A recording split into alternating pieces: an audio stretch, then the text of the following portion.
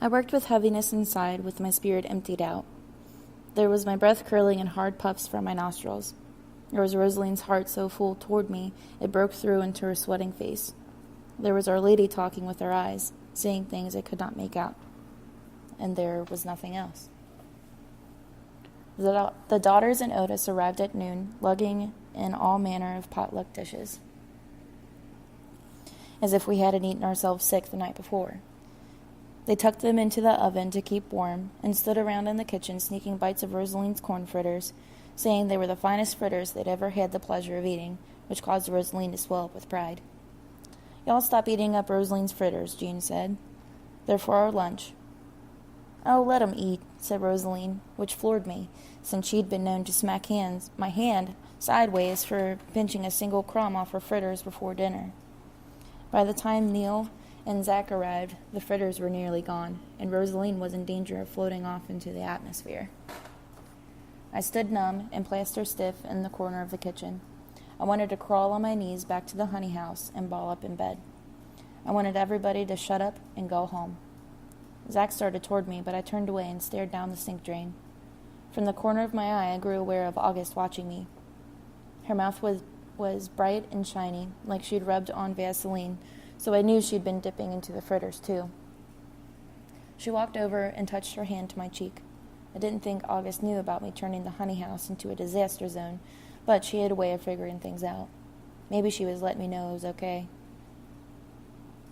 "I want you to tell Zach," I said, "about me running away, about my mother, about everything." "Don't you want to tell him yourself?" My eyes started to fill up. "I can't. Please, you do it." She glanced in his direction. "All right, then. I'll tell him the first chance I get." She led the group outside for the last of the Mary Day ceremony. We paraded into the backyard, all the daughters with tiny smudges for grease clinging to their lips. June was out there waiting for us, sitting in an armless kitchen chair, playing her cello. We gathered around her while the lights of noontime bore down. The music she played was the kind that sawed through you, cutting into the secret chambers of your heart and setting the sadness free. Listening to it, you could see my mother sitting on a Trailways bus, riding out of Sylvan, while my 4-year-old self napped on the bed, not yet knowing what I would wake to. June's music turned into the air, and the air into aching. I swayed on my feet and tried not to breathe it in. It was a relief when Neil and Zach stepped out of the honey house carrying Our Lady. It got my mind off the Trailways bus. They carried her under their arms like a tube of carpet, with the chains slapping back and forth against her body. You'd think they would use the wagon again, something a little more dignified than this. And, if that wasn't bad enough, when they set her down, they deposited her in the middle of an anthill, which started an ant stampede. We had to jump around, shaking them off our feet. Sugar Girl's wig, which for some reason she insisted on calling a wig hat, had slid down toward her eyebrows from the jumping around, so we had to have time out for her to go inside and adjust it. Otis yelled after her, "I told you not to wear that thing. It's too hot for a wig. It's sliding around on your head from the perspiration." "If I want to wear my wig hat, I'm going to wear it," she said over her shoulder.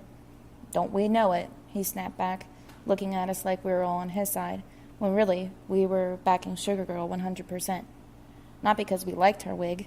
It was the worst-looking thing you ever saw. We just didn't like Otis giving her orders. When all that finally settled down, August said, "Well, here we are, and here's Our Lady." I looked over, proud of how clean she was. August read Mary's words from the Bible. "For behold, from henceforth all generations shall call me blessed." "Blessed Mary," Violet interrupted. Blessed Mary." She stared at the sky, and we all looked up, wondering if she'd caught a glimpse of Mary climbing through the clouds. "Blessed Mary," she said one more time. "Today we're celebrating the Assumption of Mary," August said.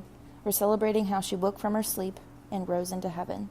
And we're here to remember the story of Our Lady of Chains, to remind ourselves that those chains could never keep her down. Our Lady broke free of them every time."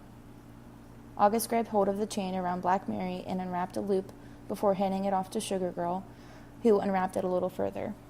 Every one of us got to join in taking off a loop of chain. What I remember is the clinking noise it made as it uncoiled in a pile at Mary's feet, the sound seeming to pick up where Violet left off. Blessed, blessed, blessed, blessed. Mary is rising, said August, her voice concentrated into a whisper. She is rising to her heights. The daughters lifted their arms. Even Otis had his arms shot straight up in the air. Our mother Mary will not be cast down and bound up, said August, and neither will her daughters. We will rise, daughters. We will rise. June sliced her bow across the cello strings. I wanted to lift my arms with the rest of them to hear a voice coming to me out of the sky saying, "You will rise," to feel that it was possible, but they hung limp at my sides. Instead, I felt small and contemptible, abandoned. Every time I closed my eyes, I saw the Trailways bus. The daughters stayed with their arms reaching into the air, giving off the feeling they were rising with Mary. Then August picked up a jar of Black Madonna honey from behind June's chair, and what she did with it brought everybody back to earth. She opened the lid and turned it upside down over Our Lady's head. Honey oozed down Mary's face, across her shoulders, sliding down the folds of her dress. A wedge of honeycomb stuck in the crook of Our Lady's elbow. I looked at Rosaline as if to say, "Well, great, we spend all that time cleaning honey off her, and here they go putting it back on." I decided nothing these women did would ever surprise me again, but that lasted about 1 second, because next, the daughters swarmed around Our Lady like a circle of bee attendants and rubbed the honey into the wood, working it into the top of her head, into her cheeks, her neck, and shoulders and arms, across her breasts, her belly. "Come on, Lily, and help us," said Maybelline. Rosaline had already dived in and was coating honey all over Our Lady's thighs. I hung back, but Cressy took my hands and dragged me over to Mary, slapped them down on the muck of sun-warmed honey, right on top of Our Lady's red heart. I remembered how I visited Our Lady in the middle of the night, how I placed my hand on the same spot. "You are my mother," I told her then. "You are the mother of thousands." "I don't get why we're doing this," I said. "We always bathe her in honey," said Cressy. "Every year." "But how come?" August was working the honey into Our Lady's face. "The churches used to bathe their special statues in holy water as a way to honor them," she said, "especially statues of Our Lady. Sometimes they bathed her in wine. We settled on honey." August moved down to Our Lady's neck. "See, Lily, honey is a preservative. It seals over the comb in the hives to keep it safe and pure so the bees can survive the winter. When we bathe Our Lady in it, I guess you'd say we're preserving her for another year. At least inside our hearts we're doing that." "I didn't know honey was a preservative," I said, starting like the feel of it under my fingers, how they glided as if oiled.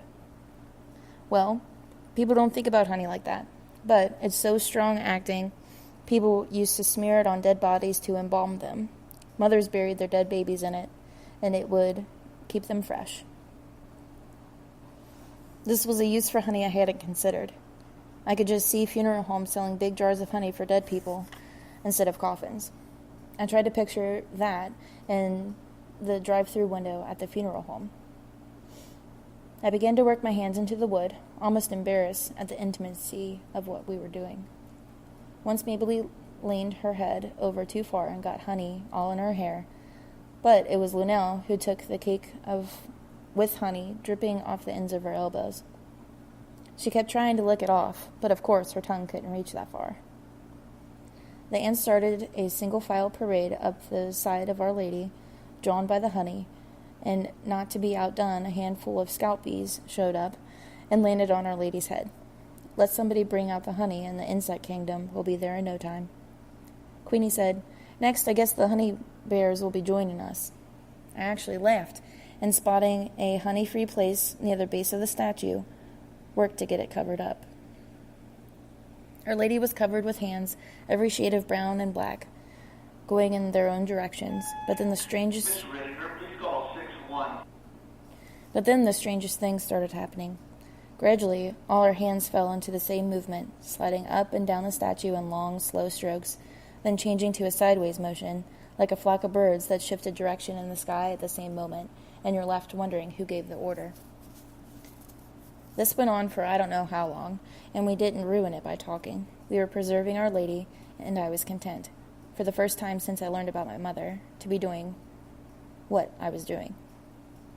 Finally, we all stepped back. Our Lady stood there, with her change spilled around her on the grass, absolutely golden with honey. One by one, the daughters dipped their hands into a bucket of water and washed off the honey. I waited till the very last, wanting to keep the coating of honey on my skin as long as I could. It was like I was wearing a pair of gloves with magic properties, like I could preserve whatever I touched. We left Our Lady in the yard while we ate, then returned and washed her with water the same slow way we washed her with honey. After Neil and Zach carried her back to her place in the parlor, everyone left. August, June, and Rosaline started doing the dishes, but I slipped off to the honey house. I lay down on my cot, trying not to think. Have you noticed the more you try not to think, the more elaborate your thinking episodes get? While trying not to think, I spent 20 minutes on this fascinating question. If you could have one miracle from the Bible happen to you, what would it be? I eliminated the one about multiplying loaves and fishes, as I never wanted seafood again. I thought walking on water would be interesting, but what good was that? I mean, you walk on water, what's the point? I settled on getting raised from the dead, since a big part of me still felt dead as a doornail. All this took place before I even realized I was thinking. I had just gone back to trying again not to think when August tapped on the door. "Lily, can I come in?" "Sure," I said, but I didn't bother to get up. So much for not thinking. I tried to be 5 seconds around August. Try to be 5 seconds around August and not think. She breezed in holding a gold and white striped hat box. She stood a moment looking down at me, seeming unusually tall. The fan on the little wall shelf rotated around and blew her collar, making it flap around her neck. She has brought me a hat, I thought. Maybe she had gone down to the Amen Dollar and bought me a straw hat to cheer me up. But that didn't make a bit of sense, really. Why would a straw hat cheer me up? Then I thought for 1 second it might be the hat Lunel had promised to make for me.